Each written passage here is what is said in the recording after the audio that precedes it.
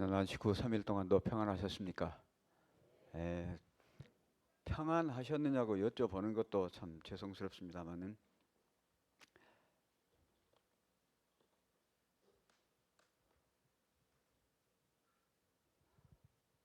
네, 오늘 원래 우리 담임 목사님 시간이신데 오늘 그 목사님들 협의회가 있다고 그러셔서 제가 이렇게 순서를 받았는데 목사님이 빨리 오셨네요.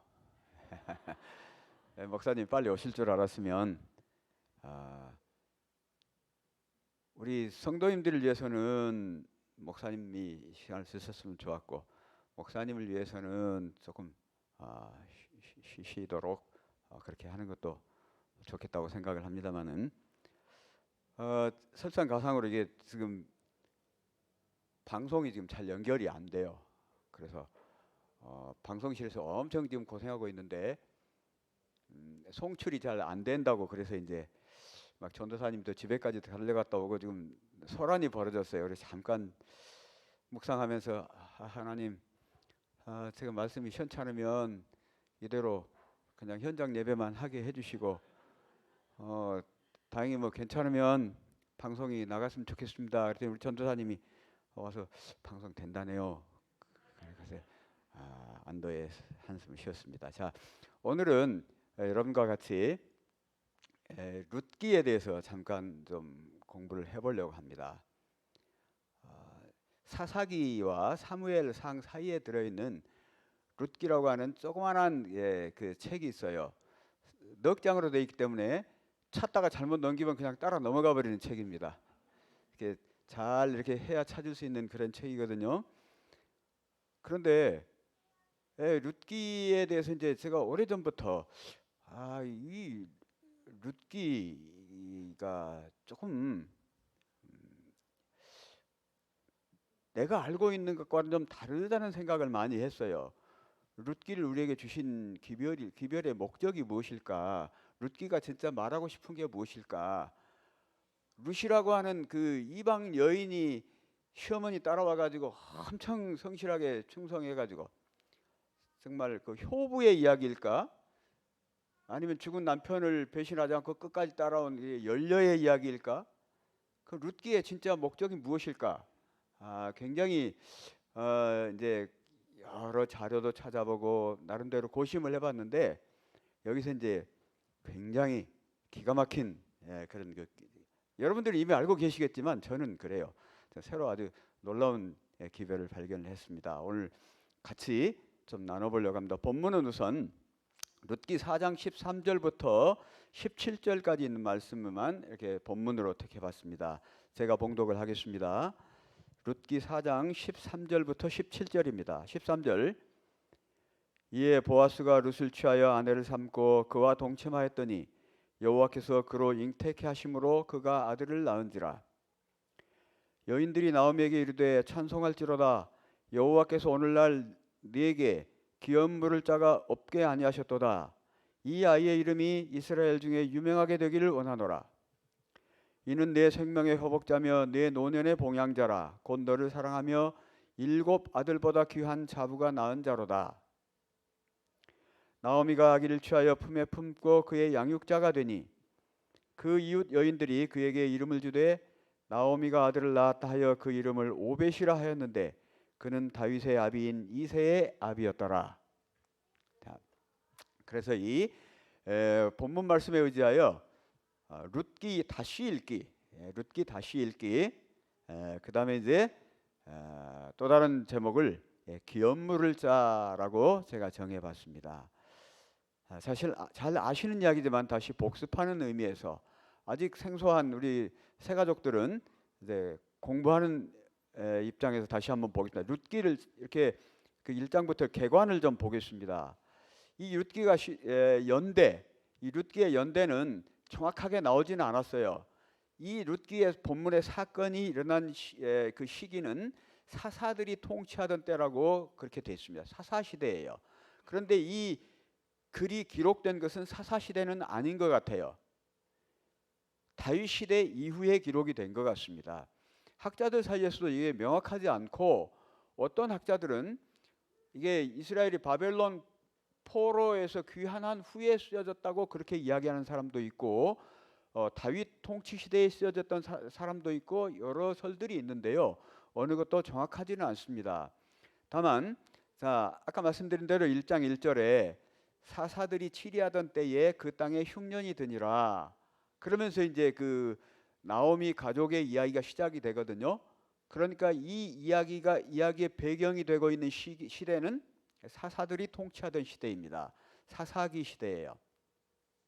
그런가 하면 4장에 아까 우리 본문에 봤던 맨 마지막에 보면 나오미가 아들을 낳았다여 그 이름을 오벳이라 하였는데 그는 다윗의 아비인 이새의 아비였더라.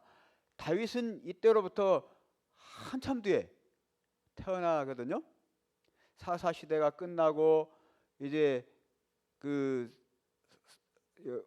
통일 왕국 시대가 되면서 사울이 또 40년 왕하고 그 다음에 다윗이 이제 왕하기 때문에 적어도 한 400년 이상 500년 정도 후의 이야기입니다.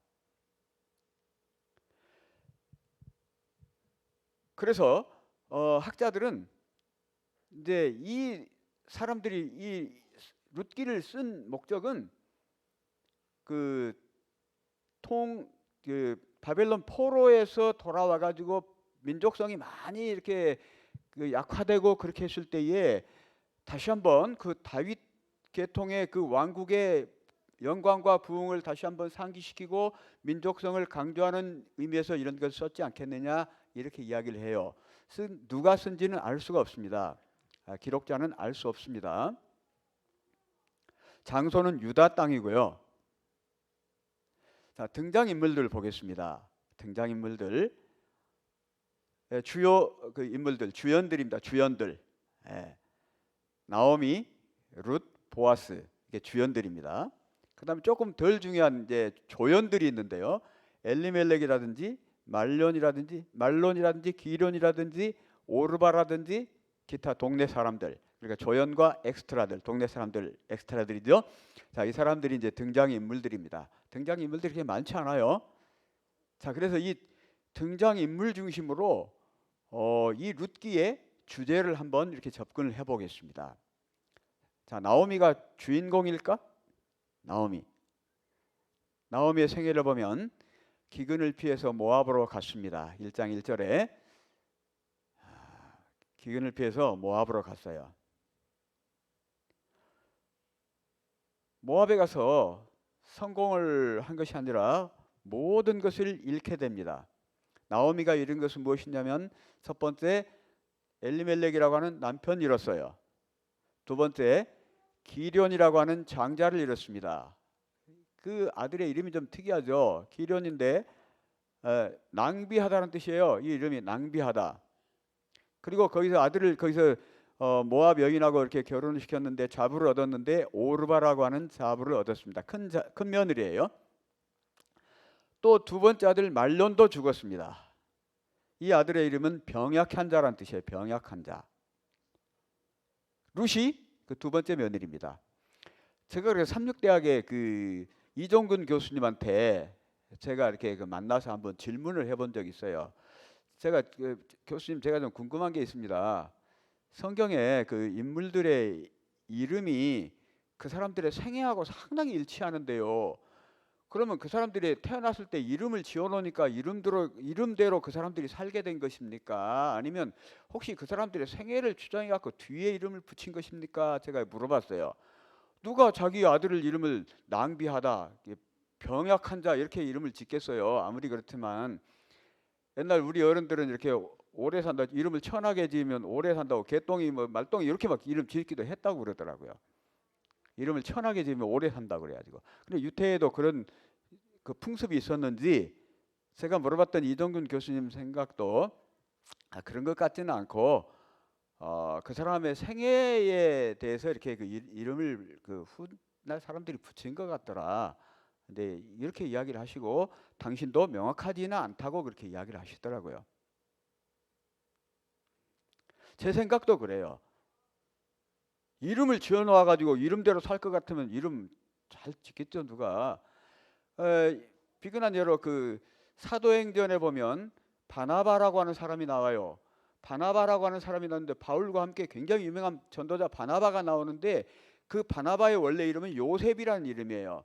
그런데 사도들이 그를 바나바라고 불렀다. 바나바는 뭐냐면 권위자, 권고하고 위로하는 사람. 얼마나 그가 마음씨가 착하고 모든 사람들에게 이렇게 권고하고 위로하고 이렇게 하기 때문에 사람들이 그를 권위자라고 그렇게 불렀다고 그래요.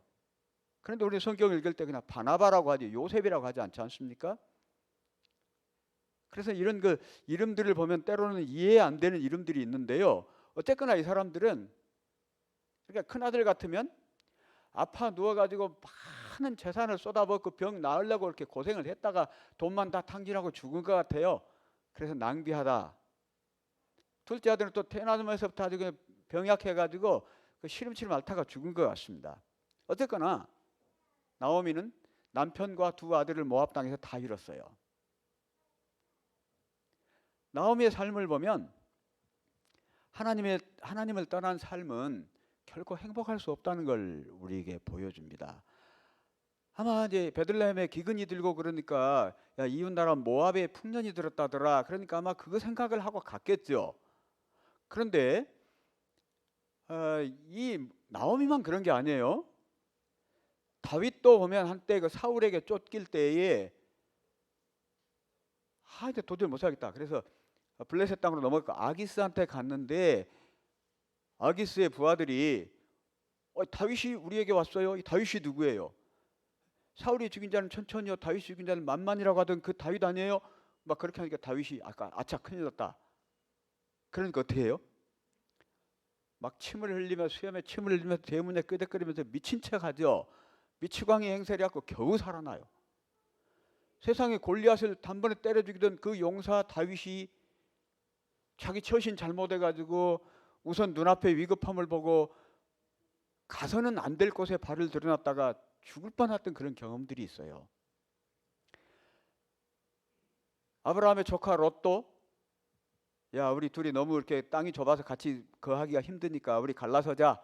자 어떻게 할래? 네가 택하면 내가 다른 쪽 택할게. 그러니까 롯이 소할 땅을 보면서 거기가 애굽 땅과 같고 여호와의 뭐 물된 동산 같이 보였다 해서 거기를 갔다 그러지 않습니까? 그런데 나중에 완전히 망하죠. 이런 성경들은 지나간 역사를 말하는 것이 아니고 오늘날 우리에게 지금 중요한 것을 시사해주고 있어요. 우리 눈에 이게 좋게 보이더라도 결코 그게 하나님의 뜻이 아니면 우리가 선택을 해서는 안 된다는 것이죠.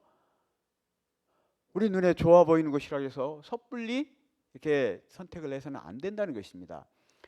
우리가 예레미야서를 읽을 때 굉장히 가슴 아프. 작년인가 재작년인가요? 재작년이었던가 예레미야서가 한번 교과에 채택된 적이 있었지 않습니까? 그때 우리가 예레미야서를 이제 그 개략적으로 공부를 했었는데 예레미야의 그 후반부에 27장 그 이후의 기별은 전부 뭐냐면 백성들에게 애굽을 의지하지 말라. 애굽을 의지하지 말라. 바벨론을 의지하라. 계속 하나님께서 그렇게 말씀하시는데 이 백성들은 끝까지 고집을 부리고 애굽을 의지하다가 39장에서 이제 완전히 망해요. 39장에서 완전히 망하고 왕이 사로잡혀가고 이제 나라가 이제 성전 불타고 다 예루살렘이 회파됩니다. 그런데 천행으로 거기에 살아남은 사람들이 몇 사람이 있어요. 예레미야를 비롯해서 살아남은 사람들이 몇 사람들이 있는데 이 사람들이 어느 날 이런 이야기를 하네요. 42장에 와가지고 예레미야에게 당신이 우리를 위해서 당신이 하나님한테 기도를 좀 해주세요. 우리가 어떻게 해야 될지 기도를 해주세요. 그러면 하나님의 목소리가 우리에게 좋든지 좋지 않든지 우리가 무조건 청종하겠습니다. 이렇게 이야기를 하거든요. 그래서 예레미야가 기도를 했더니 애굽으로는 절대 가지 말라고 이야기를 해요. 유다의 남은 자들아 여호와께서 너희 일로 하신 말씀에 너희는 애굽으로 가지 말라 하셨고 나도 오늘날 너희에게 경계한 것을 너희는 분명히 알라 그랬는데 그 다음에는 하나님께서 너 거짓말했지, 너희 마음을 속였지. 무조건 그 말씀이 여호와의 말씀이 좋든지 좋지 않든지 청종한다 해놓고 너희 마음에 들면은 청종하고 안 들면은 안 들릴 거 아니냐. 마음에 안 들면 청종 안 할 거 아니냐. 너희 마음을 속였지 않느냐. 예레미야가 이렇게 이야기를 해요. 택해나 아니나 다를까 이 사람들이 이렇게 이야기를 해요. 예레미야야, 너 우리한테 거짓말했어. 하나님 여호와께서는 우리들을 애굽으로 가지 말라고 하지 않았어. 근데 네가 지금 지원해서 거짓말한 거지. 그렇게 하면서 끝내 애굽으로 가요. 그 종말이 어땠을까요? 느부갓네살이 애굽까지 쫓아가요. 애굽까지 쫓아가가지고 그 다 거기 정복하고 그 피신해 있는 사람들 다 거기서 이렇게 진멸하고 비참한 최후를 보내게 됩니다. 인류를 향한 하나님의 최초의 질문, 아담에게 하나님께서 하신 최초의 질문이 뭐였어요? 아담아, 네가 어디 있느냐? 아담아, 네가 어디 있느냐? 이 질문은 6,000년 전에 아담에게 하셨을 뿐만 아니라 오늘 우리에게도 하시는 말씀입니다. 아무개야, 지금 네가 어디 있느냐?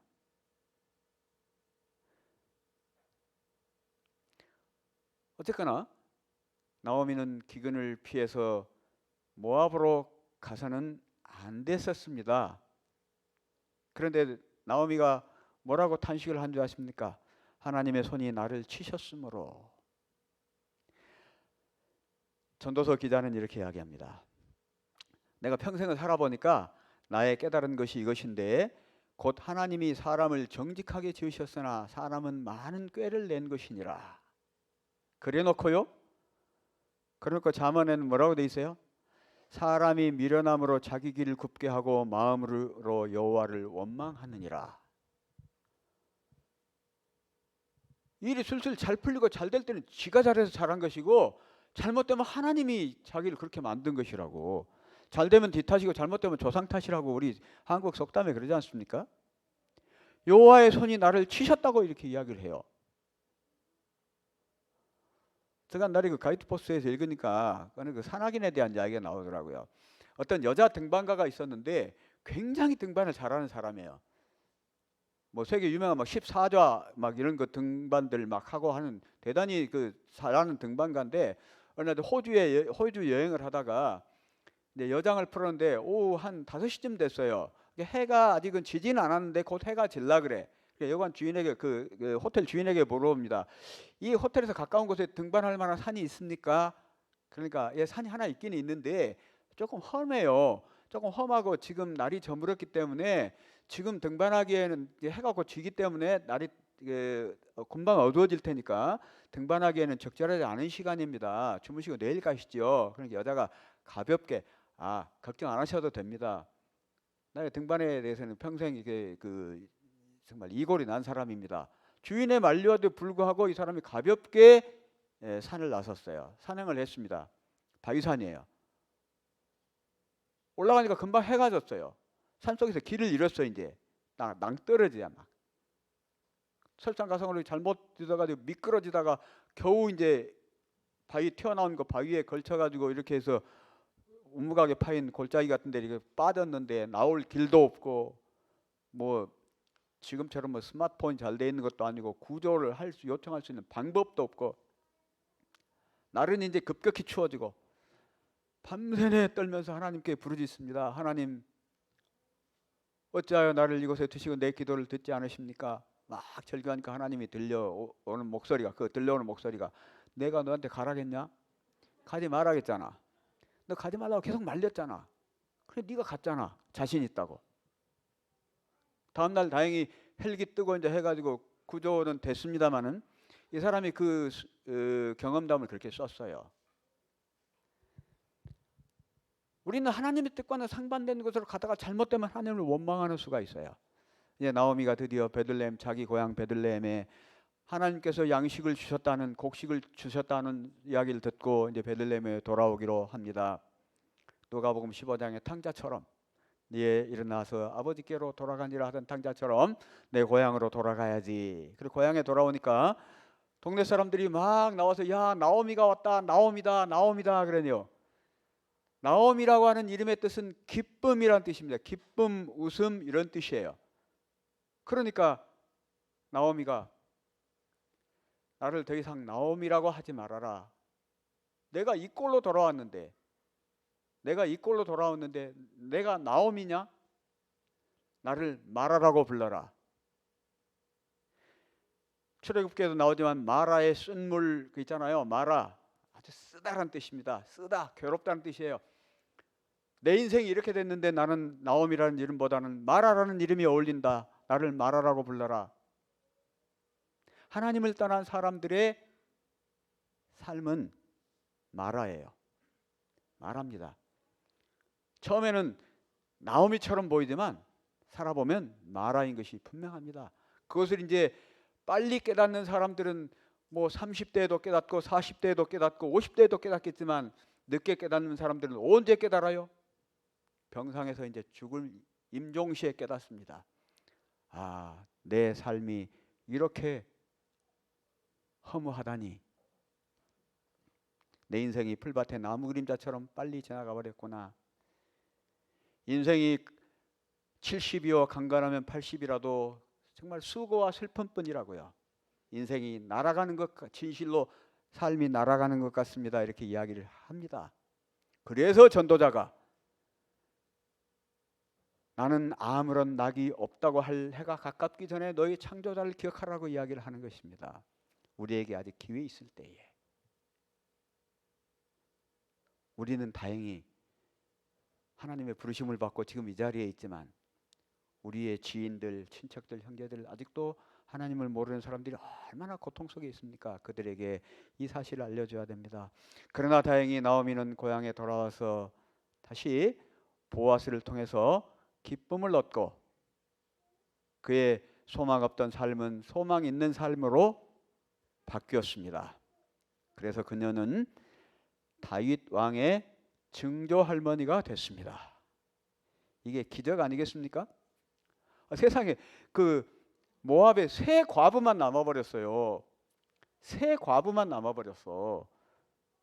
정말 희망 없는 삶이었는데 보아스를 통해서 다윗 왕의 증조 할머니가 됐습니다. 나오미는 오늘 우리 같은 사람들 하나님 모르고 살고 정말 절망 속에 있다가 그리스도 예수를 통하여 다시 새 생명을 얻게 된 우리들을 대표하는 사람입니다. 그러나 나오미가 이 룻기의 가장 중요한 핵심 인물은 아니에요. 우리 같은 사람들 대표하는 그런 사람입니다. 자, 그 다음에 두 번째 오르바라고 하는 인물이 나오는데요. 나오미의 큰 며느리였죠. 그런데 오르바는 처음에는 어머니 따라서 어머니 고향으로 갈게요 하고 룻과 함께 둘이 나섰는데 나오미가 만류하니까 현실적인 삶으로 돌아갑니다.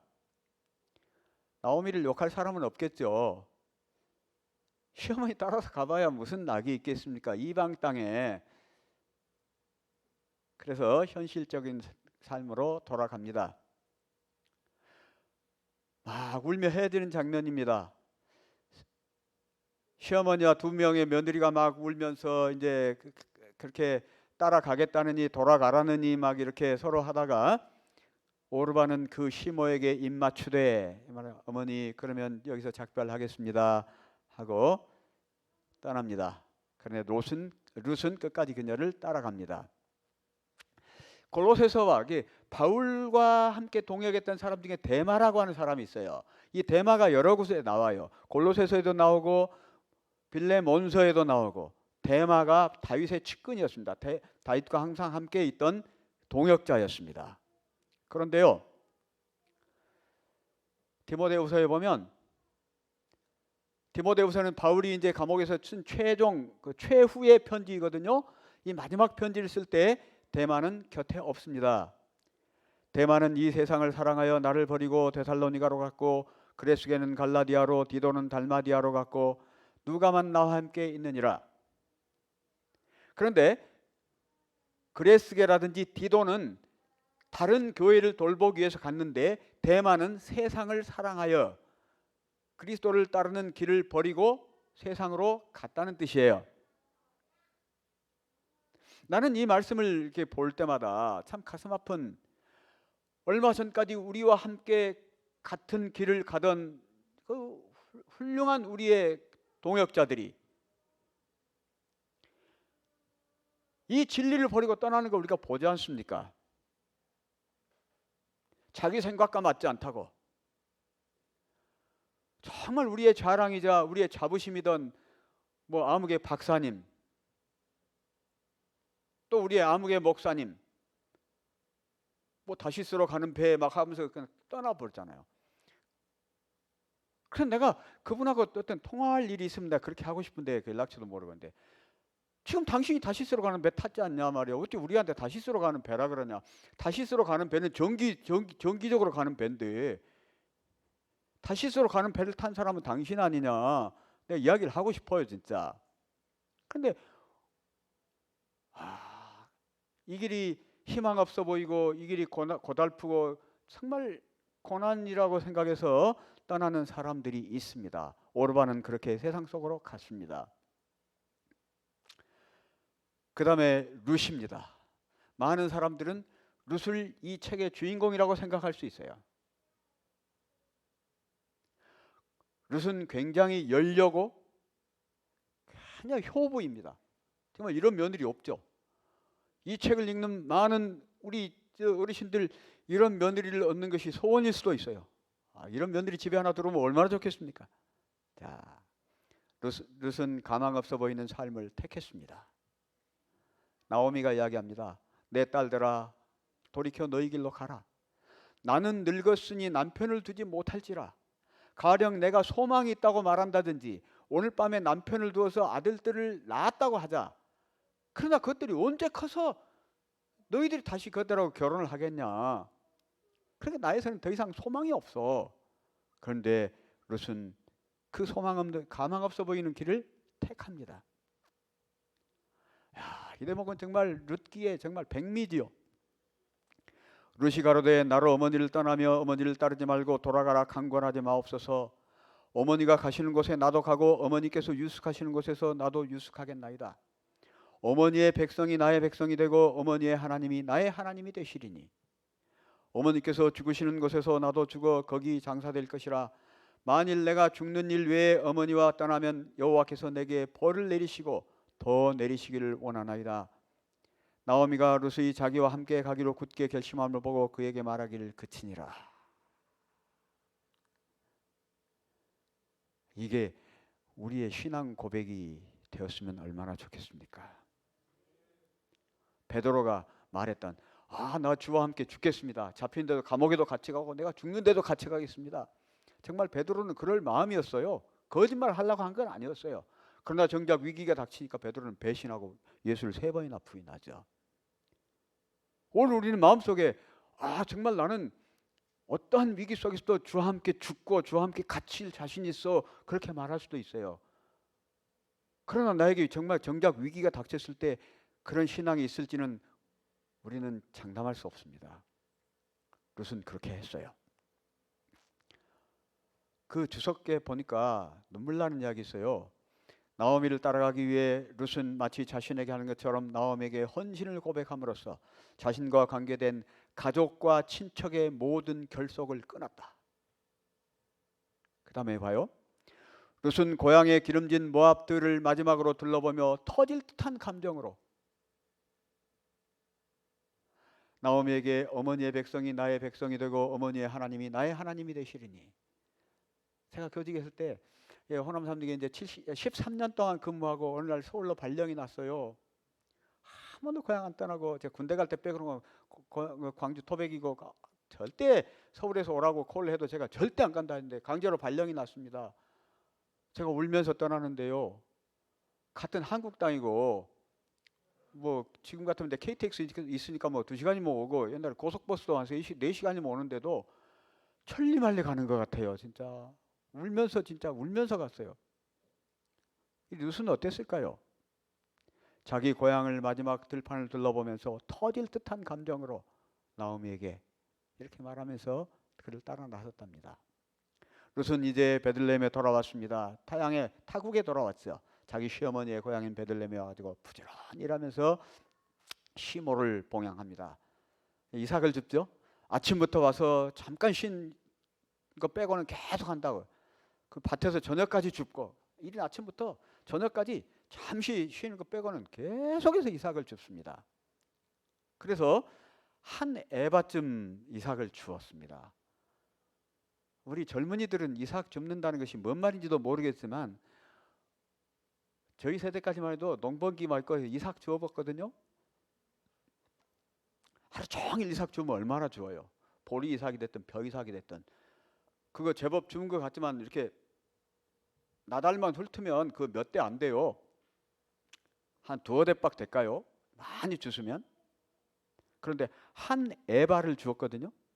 한 에바가 얼마냐면요, 약 22리터 정도 돼요. 22리터 정도 돼. 그러니까 한 말도 더 돼요. 한 말도. 참고로 이게 그 부피를 왜 곡식 같은 거 재는 이런 그 단위가 있는데 제일 작은 단위가 스아입니다. 그 다음에 오멜이고요. 그 다음에 에바고요. 그 다음에 호멜이거든요. 요거 관계를 좀 말씀드릴게요. 에바가 오늘 지금 나온 에바가 22리터 정도 된다 그랬지 않습니까? 그 10배가 호멜이에요. 그러니까 230리터, 240리터 정도 돼요. 이 호멜은 호세아가 자기 버리고 음행하러 간 자기 아내 고멜을 찾으러 올 때 호멜 그 곡식을 주고 이렇게 사옵니다. 그 아래에 있는 에바는 이제 10분의 1이니까 22리터, 그 밑에 오멜은 그 10분의 1이에요. 그러니까 약 2리터가 좀 더 돼요. 한 대 좀 더 되는 게 오멜입니다. 이 오멜은 어디에 나오냐면 만나를 주어서 만나 항아리에다가 이렇게 보관할 때 오멜을 써요. 스아는요, 오멜의 3분의 1 정도 돼요. 그러니까 한 서홉, 너홉 정도 된다고 보시면 되겠습니다. 요게 단위예요. 그런데 보세요. 룻이 얼마나 부지런했으면 한 말 이삭을 주어요. 와, 대단하다 하겠지만 조금 있다 보면 이 한 오멜은 순전히 룻의 부지런함 때문만은 아닌 것을 알 수 있어요. 보아스가 그렇게 줍도록 해줍니다. 곡식단에서 막 뽑아서 일부러 버리고 막 그렇게 하지 않아요. 자, 그것을 가지고 성읍에 들어가서 시모에게 준 것을 보이고 또 자기 먹으라고 준 음식들을 또 남겨가지고 시모에게 갖다 드리고 그렇게 해요. 굉장히 부지런히 일하고 시모를 봉양합니다. 그래서 룻은 주인공일까요?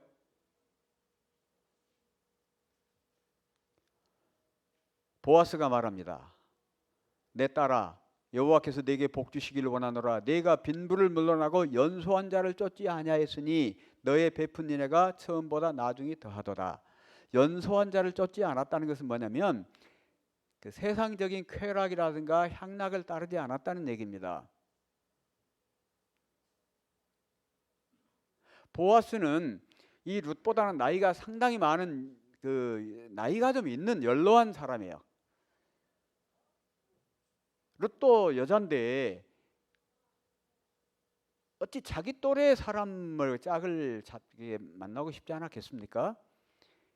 그러나 룻은 절대 그런 생각을 하지 않고 하나님의 길을 따르기 위해서 연소한 자를 쫓지 않았답니다.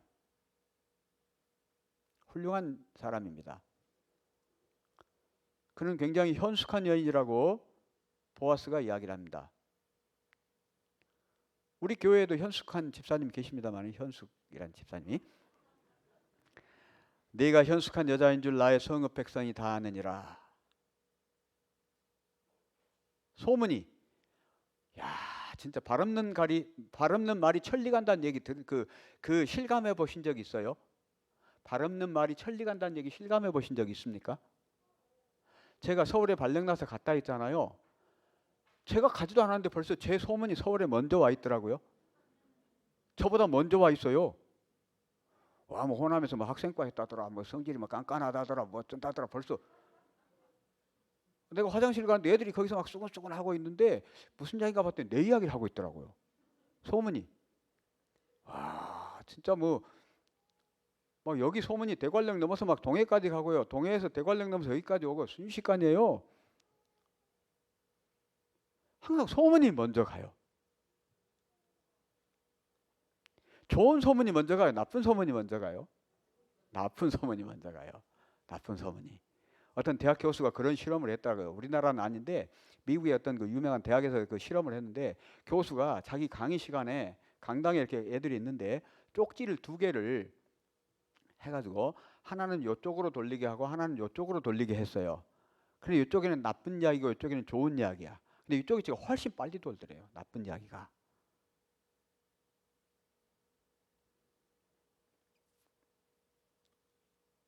동네 사람들은 룻을 뭐라고 말하냐면 일곱 아들보다 귀한 자부라고 말합니다. 동네 사람들이 이렇게 평가했다는 것은 상당히 그래요. 웬만하면 사람들 남의 이야기 좋게 안 하거든요. 웬만하면 좋은 이야기 안 해. 그런데 일곱 아들보다 귀한 자부라고 동네 사람들이 말한 거 보면 이 룻은 정말 훌륭한 사람이었던 것 같습니다. 시어머니에 대한 이런 헌신 때문에 결국 그는 이스라엘의 사랑받는 시인 다윗과 사람 가운데 가장 지혜로운 자 솔로몬, 제2의 모세인 스룹바벨, 그리고 다윗 자손의 메시아의 선조가 되었다. 네, 이런 글도 있어요. 화이트부인의 이런 그 대쟁투 총서라든가 이런 데는 그 룻에 대한 이야기는 없어요. 주석이라든가 이런 데는 나오는데, 예, 그래서 룻기가 어디에 그 부조와 선지자의 끼기도 그렇고 선지자와 왕의 끼기도 그렇고 아마 그런가 봐요. 그래서 예, 잘 자료가 많이 없더라고요. 이 이야기는 성의 평범한 일들 가운데 나타난 믿음, 경건, 겸손, 근면, 그리고 인애 등의 훌륭한 모본으로 가득 차 있다. 룻기는 정말 좋은 책입니다. 그러나 우리가 다음 사람 보아스를 보면은 룻기를 보는 시각이 좀 달라질 수 있어요. 보아스는 누구냐면 그 어머니가 기생 라합입니다. 기생 라합이에요. 마태복음 1장에 예수님의 족보 가운데 이상한 여자들이 5명이 나오죠. 다 남자들로만 족보가 나오는데 여자들은 딱 5명이 나오는데 그 5명이 다 평범한 여자는 없어요. 자기 시아버지와 사이에서 아들을 낳은 여자, 이 다말이라는 여자 있죠. 기생이었던 라합 있죠. 이방 여인인 여기 룻 있죠. 또 시집도 안 간 처녀가 애 낳은 또이 예? 그래서 예수님의 족보 가운데 나온 여자들은 정말 그 평범하지 않은 매우 특이한 여자들인데, 이 족보 속에 이 이야기를 집어넣은 것은 우리 같은 사람들도 예수님의 가족이 될 수 있다는 그런 용기를 주기 위한 뜻도 있답니다. 예수님의 족보는 뭐 거룩하고 하늘의 혈통인 것만은 아니에요. 우리 같은 죄인들, 우리 같은 정말 버림받은 쓸모없는 사람들도 예수님의 하늘 가족의 일원이 될 수 있다고 하는 이런 용기와 희망을 주시는 것이랍니다. 하여튼 그의 기생 라합에게서 낳은 아들이에요. 라합에게서 살몬이 그 아버지죠. 보아스의 아버지 라합에게서 보아스를 낳고, 보아스는 룻에게서 오벳을 낳고, 오벳은 이새를 낳고, 이새는 다윗 왕을 낳으니라. 이렇게 이제 족보가 나왔어요. 그런데 이 보아스는 약한 자를 보호하는 사람이었던가 봐요. 룻이 이삭 주스러니까 저 소녀가 누구냐? 그러니까 나오미를 따라서 모압에서 온 소녀인데요. 정말 부지런해요. 그러니까 그래? 야, 다른 밭으로 가지 말고 여기서 나의 소녀들과 함께 있어라. 또 소년들에게 너를 절대 건들지 말라고 내가 명령을 했으니까 넌 여기서만 있어라. 다른 밭에 가면 혹시 봉변 당할지 모르니까 내 이 보호 아래 여기 내 밭에 있어라. 목이 마르면 내 소년들이 길러다는 물 마셔라. 이 보아스는요, 단순히 이렇게 친절한 동네 아저씨가 아니라 그리스도의 지금 표상인 거예요. 그리스도의 표상이거든요. 목마르거든 내게로 와서 값없이 마셔라. 내 보호의 울타리 안에 있어라. 또 밥 먹을 때 이리로 와서 떡을 먹으며 또 떡 조각을 채에 찍어라. 항상 그 볶은 곡식 주고 이렇게 하니까 룻이 배불리 먹고 남았더라. 그래서 자기 시어머니 또 갖다 드리고 이렇게 할 수 있도록. 이 우리가 좋아하는 시편 23편에 나온 여호와는 나의 목자시니 내게 부족함이 없으리로다. 룻은 보아스와 함께 있는 동안 부족함이 없었어요. 자, 먹고 남을 만큼 그렇게 보아스가 충분히 이렇게 챙겨줬습니다. 룻이 이삭을 주우러 일어날 때 보아스가 자기 소년들에게 명하여 가로되 그로 곡식단 사이에서 줍게 하고 책망하지 말며 저리가 하지 말아라. 절대 책망하지 말아라. 예? 야고보서에 우리 하나님께서는 모든 사람에게 후히 주시고 꾸짖지 아니하시는 하나님이십니다. 보아스는요, 그의 말 한마디 한마디 모든 행동들이 그리스도를 지금 표상하고 있어요. 또 그를 위하여 줌에서 조금씩 뽑아버려서 그로 줍게 하고 꾸짖지 말라 하니라. 아까 말한 것처럼 룻이 한 에바나 이렇게 줄 수 있었던 것은 그가 부지런한다고만 될 수 있는 것이 아니에요. 이삭을 아무리 잘 주어도 한 말 이렇게 줄 수가 없는 것입니다. 우리가 아무리 성실하고 우리가 아무리 율법을 잘 지키고 아무리 교회 봉사를 많이 하고 아무리 뭘 해도 우리 힘으로는 절대 우리는 의로운 사람이 될 수가 없는 사람들입니다. 보아스의 그 은혜와 보살핌이 없이는 절대로 우리는 안 되는 사람들입니다. 우리가 룻에게 너무 초점을 맞춤으로 보아스가 희미해져서는 안 됩니다.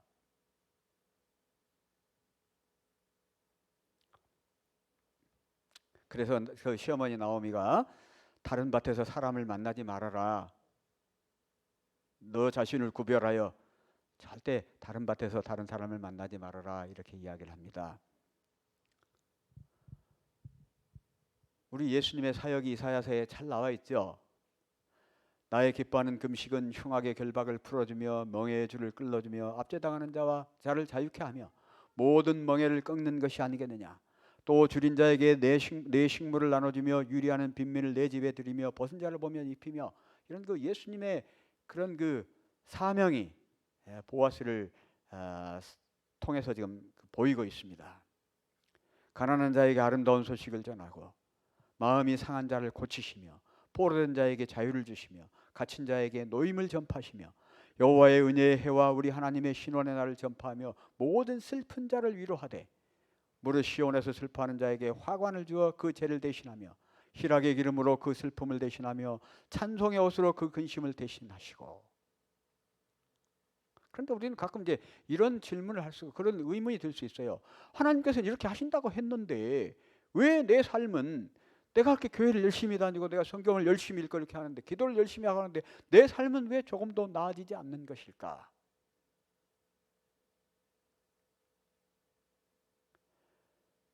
성경의 약속은 절대 틀리지 않습니다.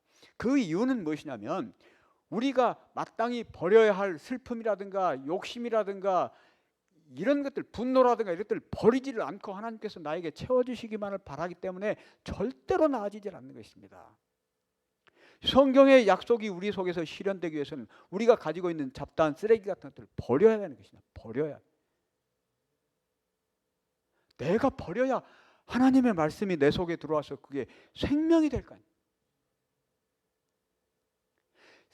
성경 말씀이 이 책에만 쓰여져 있는 허약하고 나약한 그런 힘없는 글이 아닙니다. 이것은 우리에게 어마어마한 에너지를 주는 정말 다이너마이트와 같은 폭발력을 가진 그런 책입니다. 이 말씀이 우리 것이 되지 못한다면 우리는 성경 통독 100번 해도 소용이 없어요. 보아스는 늘 격려하는 사람입니다. 말을 안 해서 그렇지 이 룻이 얼마나 지금 심정이 그렇겠어요. 이방 땅에서 남편 잃고 호르몬이 따라와가지고 지금 과부가 둘이 지금 살고 있는데 그 이삭 주소서 근근히 입에 풀칠하는 이런 여자인데 세상에 이 거부인 보아스가 정말 자기를 위로해주고 자기에게 야, 내가 정말 훌륭한 사람이라고 동네 사람들이 다 알고 있으니까 지금 힘들어도 좀 참고 견디고 힘내거라. 정말 힘내거라. 지금 이렇게 이야기를 하는 것입니다. 은혜를 베푸는 사람입니다. 그가 생존한 자와 사망한 자에게 은혜 베풀기를 그치지 아니하도다. 앞에서 또 나왔지만 우리의 부족한 것을 채워주는 사람입니다. 보리를 6번 되어지며 빈손으로 내 시모에게 가지 말라. 빈손으로 가지 말아라. 채워줍니다.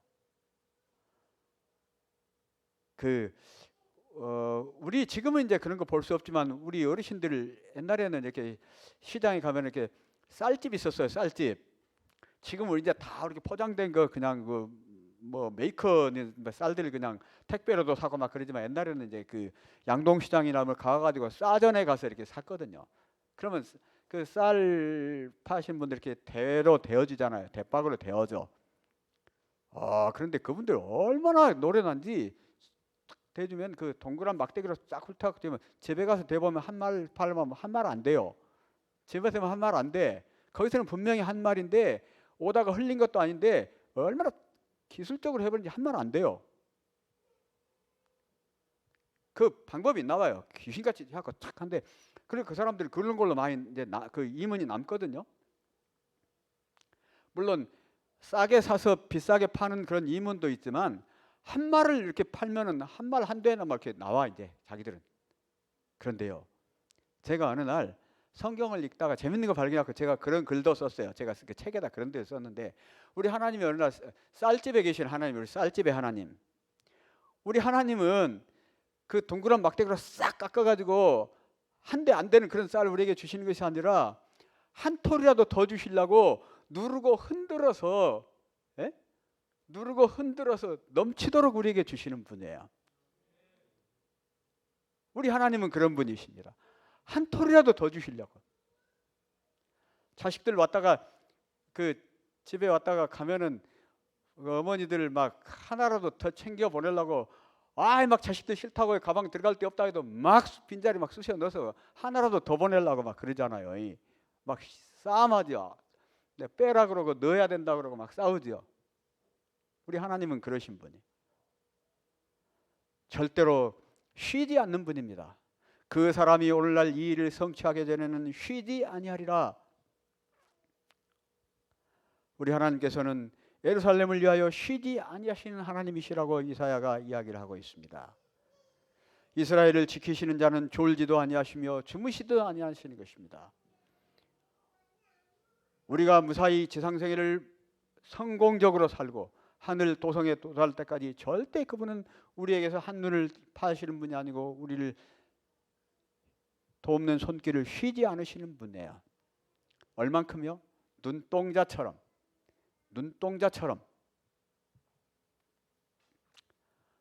보아스가 정말 훌륭한 것은 소뇌를 무릅쓰고 기업을 물읍니다. 사실은 보아스보다 더 가까운 친척이 하나 있었거든요. 기업 물을 짝 하나 있었는데 그 사람이 뭐라 하냐면 나는 그 손해 날까봐 나 안 할란다. 나 포기할게. 네가 해. 난 손해 나. 그 시어머니도 과부고 그 며느리도 과부고 그 별 볼 일 없는데 나는 내 기업만으로 충분하니까 나는 내 기업에 손해가 있을까 하여 난 물으지 않는다. 그래서 보아스가 대신 물으면서 뭐라고 하냐면 그 이름으로 기업을 잇게 하여 그 이름이 그 형제중과 그곳 성문에서 끊어지지 않게 하겠다. 내가 우리 예수께서 왜 하늘 보좌를 버리시고 근본 하나님이시지만 왜 하늘 보좌를 버리시고 이 땅에 오셔서 십자가에 달려 돌아가시냐면 우리로 이름이 지상에서 끊어지지 않게 하기 위하여 멸망할 자들과 함께 영원히 우리의 이름이 끊어지지 않게 하기 위하여 그분께서 하늘 보좌를 버리시고 우리에게 종의 형체를 가지고 오셨다 그 말입니다. 막대한 손해를 치르고 정말 말할 수 없는 손해를 치르고 자기를 낮추시고 죽기까지 복종하시면서 우리의 기업을 물러주신 것입니다. 그가 찔림은 우리의 허물을 인하며 그가 상함은 우리의 죄악을 인함이라. 그가 징계를 받음으로 우리가 평화를 누리고 그가 채찍에 맞음으로 우리가 나음을 입었도다. 보아스로 표상된 우리 그리스도 때문에 우리가 오늘 살고 있는 것입니다. 그래서 보아스는 오벳을 낳았고 오벳은 이새는 다윗을, 다윗은 예수를 낳았습니다. 그래서 룻기의 주요 목적은 어떤 효부나 연료 그런 얘기도 있지만 그게 전부가 아니고 이스라엘의 가장 위대한 왕이요 그 혈통에서 메시아가 나온 다윗의 직계 조상에 대한 정보를 제공하기 위함이다. 룻기는 그리스도가 와서 설립할 왕국에 대한 영감받은 이야기에서 중요한 고리 역할을 한다. 보아스이신 우리 그리스도 예수를 오늘 마음에 품고 그분께서 내게 얼마나 나를 풍족하게 해주셨는지, 나의 필요를 채우셨는지, 나를 위하여 쉬지 않으시는지, 나를 어떻게 정말 하늘 왕국으로 데려가실 것인지를 다시 한번 깊이 묵상하시면서 그분의 십자가를 묵상하시면서 하늘 왕국을 그리워하시는 오늘 밤이 되시기를 간절히 바라면서 말씀 마치겠습니다.